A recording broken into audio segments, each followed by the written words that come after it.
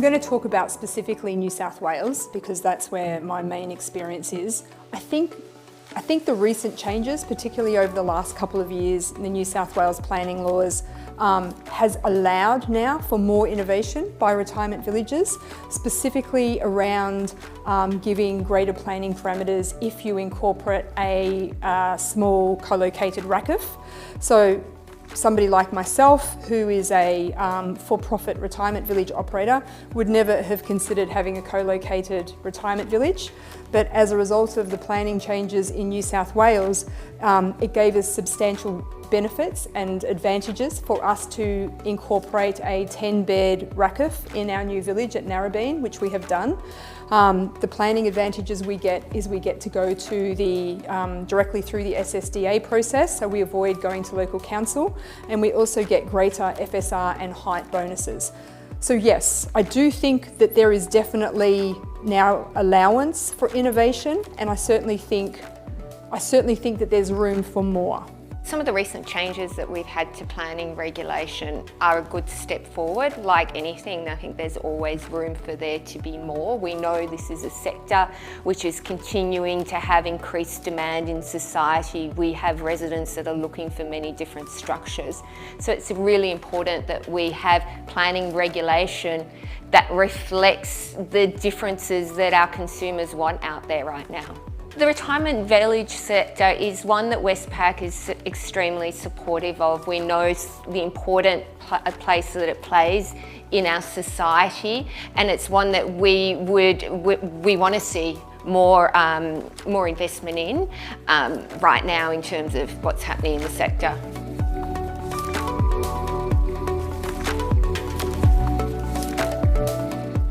It's an absolute yes. It's even a no-brainer. I don't see them in any other class. I think, again, I'll talk specifically to New South Wales, but I know that there's been some real changes happening in South Australia and also Western Australia going down this path.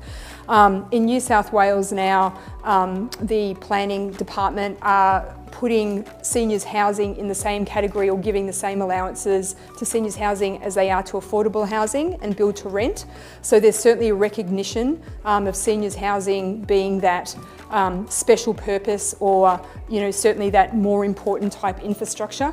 It needs to be extended. Certainly if we can start recognising the needs for the workers who are working in our retirement villages and our aged care facilities, if we can recognise the huge advantages that seniors housing provide, for instance to the health, like reducing hospitalisations and those types of things, but absolutely, they should absolutely be recognised as essential infrastructure.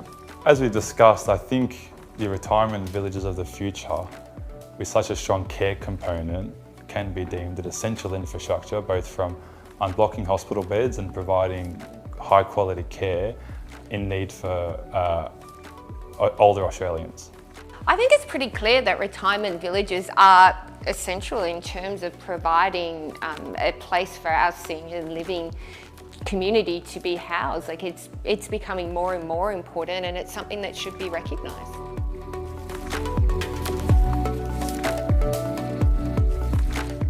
My own personal opinion is no.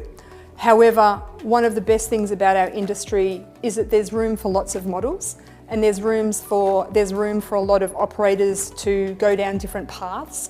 From my perspective as a retirement village operator, we don't want to be a care provider, but what we do want to do is partner with the best care providers. For that reason, we've just recently partnered with Uniting Care to bring in home care services into our retirement villages.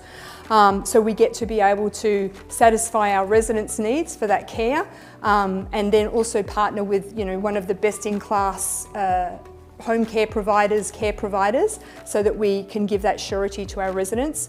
One of the other models that we're pursuing is working with the Dairy Group, which was the old Group Homes Group. We're working with them on our new site in Narabine, where they will come in and completely operate our small 10 care bed hub, and also provide care services to the rest of our retirement village apartments. So look, As a retirement village operator, I don't want to be a provider, and I don't necessarily see my villages as the solution to the aged care crisis, but I do think that there is a need and a responsibility to ensure the provision of care to my residents. I do think that retirement village are part of the solution to lacking number of aged care beds in Australia. I think in newer facilities like ours, it's a bit easier. We're able to design the building, we've catered our model specifically to it. It's a bit more challenging to existing operators that have been around for a long time, the designs are there. But I think moving forward, designs of retirement villages and models should and can assist in the lacking number of aged care beds in Australia. That's a really interesting question. I think like anything, there are certain retirement villages that have already made that step. They've decided to put care into their home either directly through care offerings themselves or by having somebody else come in and offer that. There's always going to be different models that different providers want to put out there. Here at Westpac, we support numerous different models.